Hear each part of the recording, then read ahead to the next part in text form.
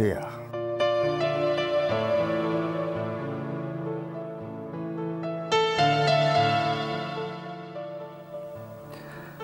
জানি না আমার যে কি হয়েছে,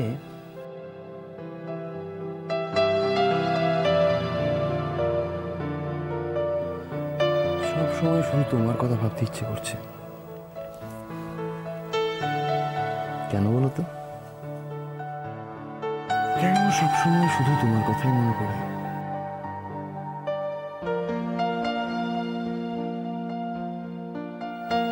আসলে তুমি আলাদা।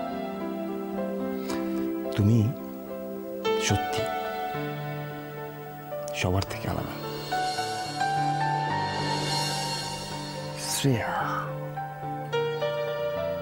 ভারী মিষ্টি নাম। আচ্ছা, শ্রেয়া মানে কি?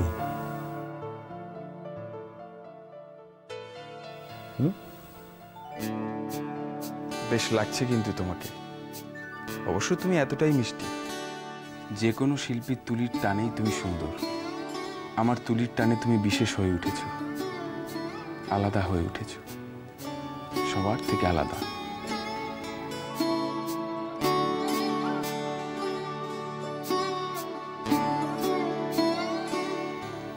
শ্রেয়া, আমার শ্রেয়া।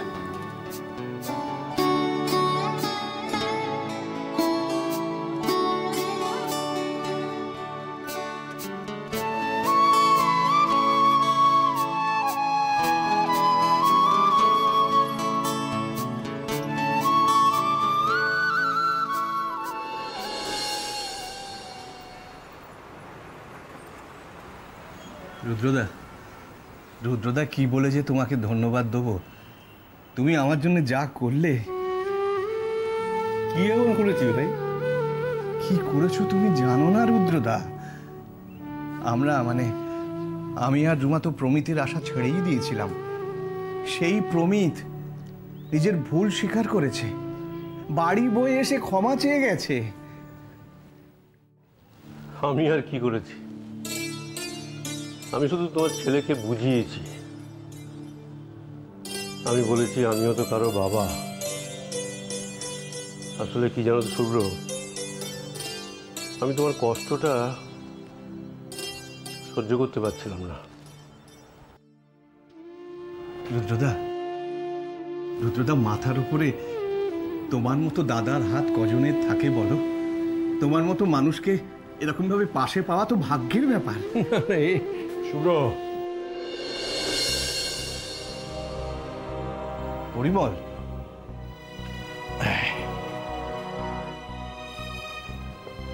আবার তুমি এগুলো বয়ে বয়ে নিয়ে এলে, কাউকে দিয়ে পাঠিয়ে দিলে পারতে না? আরে ভাই, পুজোর আগে লাস্ট স্টপ আরো আসছে। খোঁজ শান্তিপুরি কালেকশন, এসব অন্য কাউকে দিয়ে পাঠানো যায়? এত পরিশ্রম করলে কি করে হবে বলো তো পরিমল? এত পরিশ্রম করো না। আরে দূর দূর, বন্ধুর জন্য কিছু করলে তাতে পরিশ্রম হয় না, তাতে আনন্দ হয়। আর তুমি জানো না তুমি আমাকে, দেখো কাকাবাবু মানে তোমার বাবা যদি না থাকতেন তাহলে আজ আমি কোথায় ভেসে যেতাম কে জানে। আবার আবার ওইসব কথা। তুমি যাও, বাড়ি থেকে রুমার সঙ্গে দেখা করো। এতটা পথ জার্নি করে এসেছো, একটু রেস্ট নাও গিয়ে। যাও। বলছো? তবে আসি। আসি। হ্যাঁ।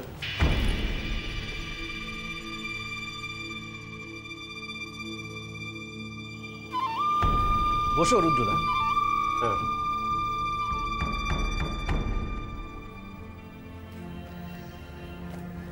দেখেছো রুদ্রদা, আমার বন্ধু ভাগ্য কত ভালো। বন্ধু আমার দেশের বাড়ি থেকে তাঁতের শাড়ি বয়ে নিয়ে এসেছে। আর এখানকার বাজারে এই শাড়ির কিন্তু খুব ডিমান্ড।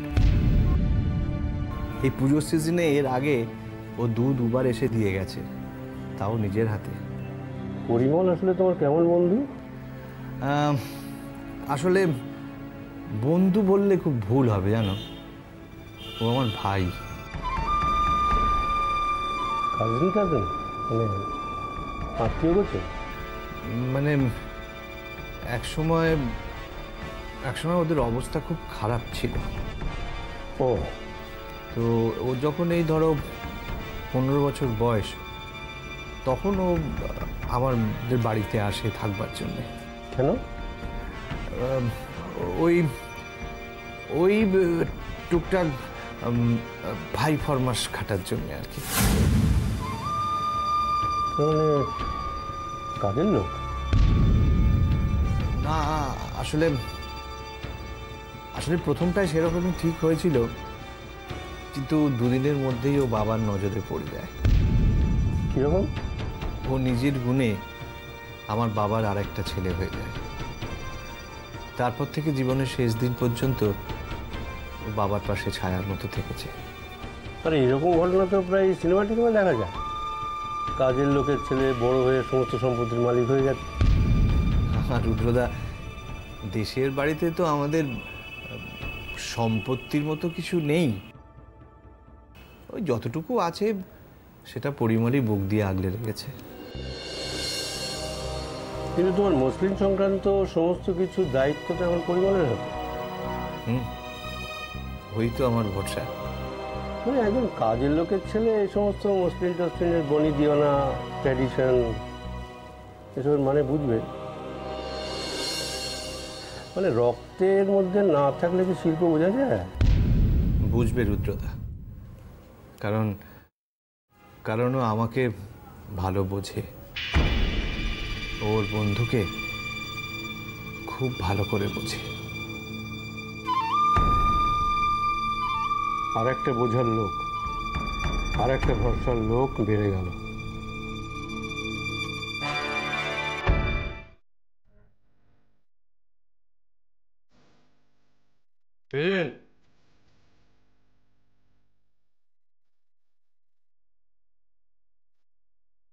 সাঁঝের কালে ও মুখ দেখিনু, আমদানি হইবে ভালো। বসো বসো।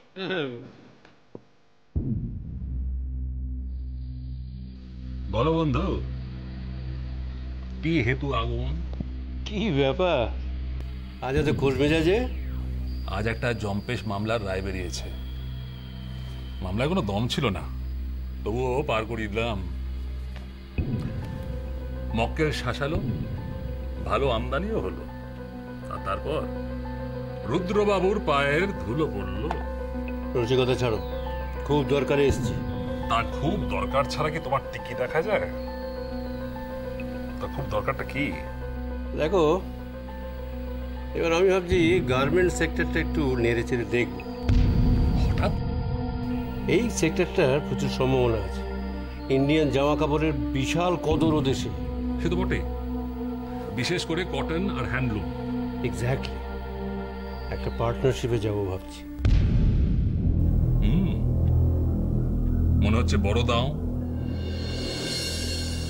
কি ফরেন কোলাবোরেশনে যাওয়া হচ্ছে? আজকাল তো বড় বড় ডিপার্টমেন্টাল স্টোর দেশে আসছে, তাদের সাথে কি গাঁটছড়া বাঁধা হচ্ছে?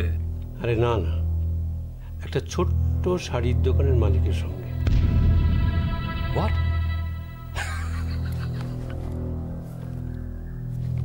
তুমি ছোট্ট শাড়ির দোকান? হ্যাঁ, না না, হেসো না তেজেন। হাসবো না বলছো? এক্সপোর্ট কিং রুদ্রনাথ মিত্র শেষ পর্যন্ত একটা ছোট্ট শাড়ির দোকানের সঙ্গে, এই কথাটা আমার বিশ্বাস করতে বলছো? বিশ্বাস করতে বলছি। তাহলে সেখানে আরো কিছু ঘটনা আছে। হ্যাঁ আছে বলেই তো তোমার কাছে ছুটে এলাম। বলি, একটু ছেড়ে কাশো তো, ব্যাপারটা কি? সব বলবো, তুমি শুধু সব দিক আটঘাট বেঁধে আমাকে ভালো করে একটা পার্টনারশিপ ডিলের ড্রাফট তৈরি করে দাও তো। আশ্চর্য কথা বলো তো। আরে সেটা করতে হলে সব ডিটেলস তো আমার জানা দরকার নাকি? আরে বলছি তো বলবো, আগে একটা জেনারেল খরচা তৈরি করো, তারপরে আলোচনা করে নেবো। ওকে, অ্যাডভান্স কিছু? এটা পরে হলেও হবে, আগে কাজটা এগোই। আচ্ছা ঠিক আছে, তাহলে তুমি ড্রাফটটা তৈরি করে আমাকে একটা ফোন করো, আমি চলে আসবো। ফোনটা দয়া করে খুলে রেখো। রুদ্র, মানুষ যত গন্ডগোলের হচ্ছে ততই মামলা বাড়ছে। ফোনটা অফ থাকলে একটা SMS ছেড়ে দিও, আমি কল ব্যাক করে নেবো। ওকে, আমি তাহলে উঠি। ওকে, সি ইউ, বাই।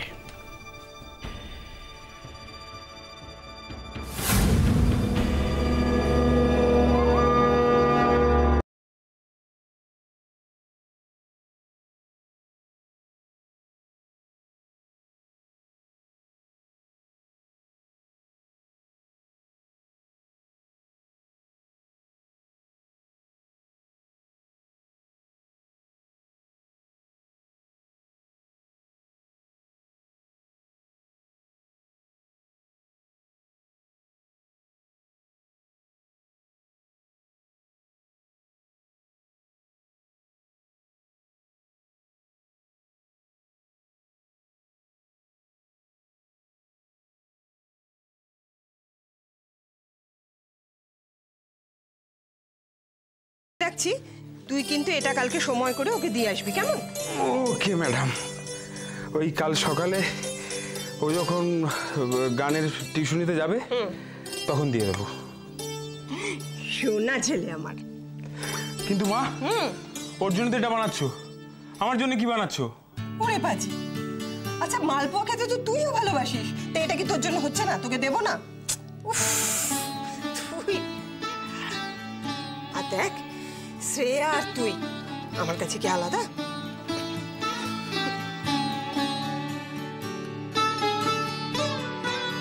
না মা, আমি আর শ্রেয়া আলাদা নই, আর আমরা কখনো আলাদা হতেও চাই না। শ্রেয়া, শ্রেয়া, শ্রেয়া, তুমি এত টেনশন করছো কেন মা? আজকের দিনটা আমি একা একাই স্কুলে যেতে পারবো। হতভাগ্য কি আমার আছে? বিলিভ মি মা, আজকের দিন আমি সত্যি সত্যি স্কুলে যেতে পারবো। যে রাতে একা একা টয়লেটে যেতে ভয় পায়, সেটা কি একা একা স্কুলে যাবে? সেটা তো রাত্রেবেলা। শোন, ভিতর ডিমরা না সারাদিনই ভয় পায়, বুঝলি? তুমি কিন্তু শ্রেয়া দিদির সামনে আমাকে একদম ভিতর ডিম বলবে না। কি হয়েছে মিনাবতী? দেখো না, একটু না প্রবলেমে পড়েছি গো। কি হয়েছে? দেখো না, আজকে অফিসে একটা মিটিং আছে বসের সঙ্গে, তাও আবার অফিস আওয়ারের আগে। মেয়েকে পৌঁছে অত তাড়াতাড়ি অফিসে যেতে পারবো না।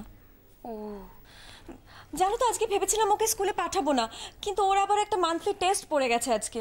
বৌদি, তুমি নিশ্চিন্তে অফিসে যাও, আমি মিষ্টুকে স্কুলে দিয়ে আসবো। Thank you Shreya.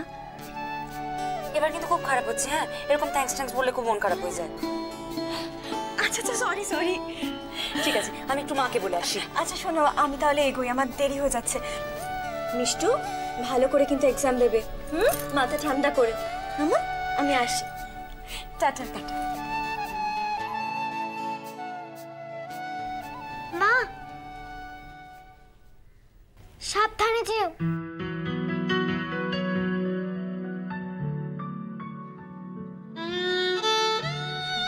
ঠিক আছে মা, তুমিও সাবধানে যেও।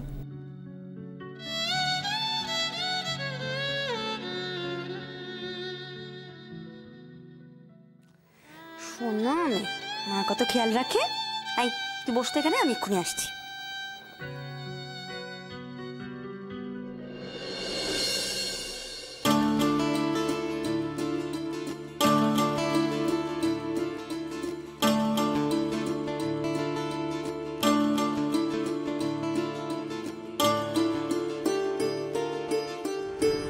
আচ্ছা শ্রেয়া, আমাদের সকালবেলা স্কুল যেতে হয় কেন গো?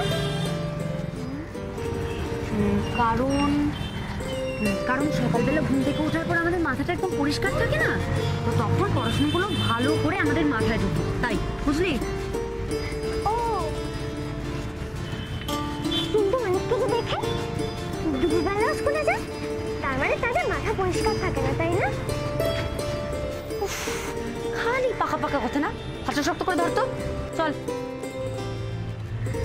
আচ্ছা, তুমি ম্যাথ ভালো লাগে? আমার তো একদম ভাল লাগে না, আমার কবিতা পড়তে ভালো লাগে। দূর, অঙ্ক না জানলে তো বোকা হয়ে থাকবি, আর অঙ্ক না জানলে তুই হিসেব করবি কি করে, বাজারে যাবি কি করে? নে চল, এবার দেরি হয়ে যাচ্ছে।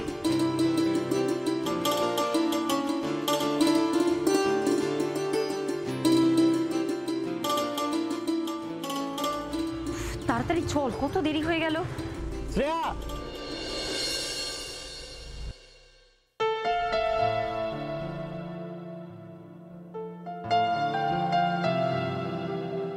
শ্রেয়া,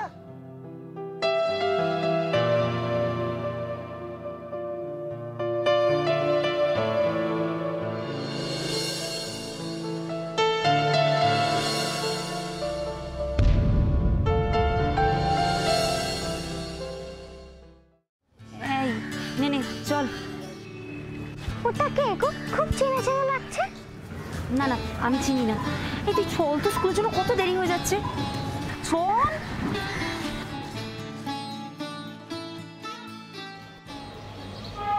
চলে গেল?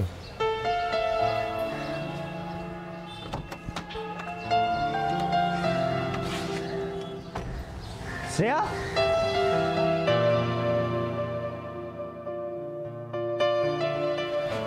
সেদিন দেখো ওই লোকটা তোমার নাম ধরে ডাকছে। না না, অন্য কাউকে ডাকছে।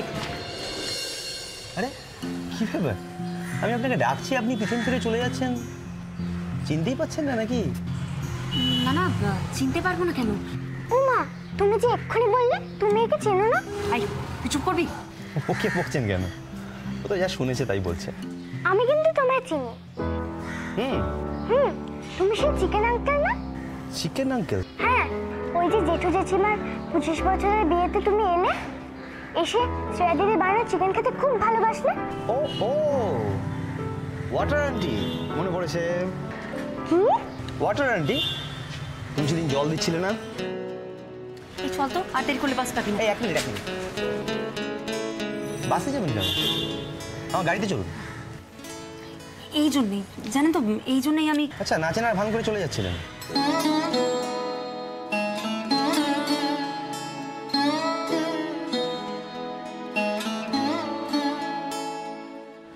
কি হলো? আসলে দেখুন, রোজ রোজ হেল্প নেওয়া আমার ভালো লাগে না। ওকে, আই আন্ডারস্ট্যান্ড।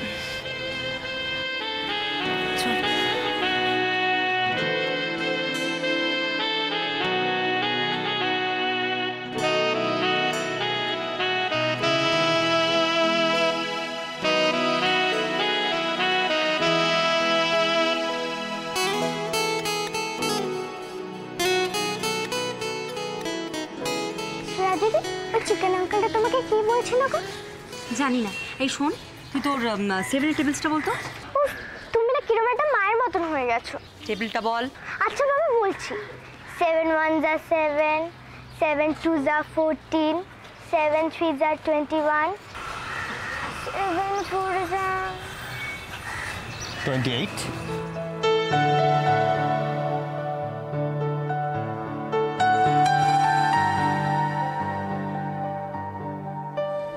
আবার আপনি?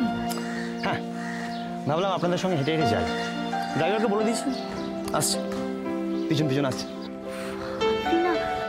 নাছোড়বান্দা, তাই না? নাছোড়বান্দা মানে কি? মানে যারা জোর করে গাড়িতে তোলে। চলো না দিদি, আমরা চিকেন আঙ্কেল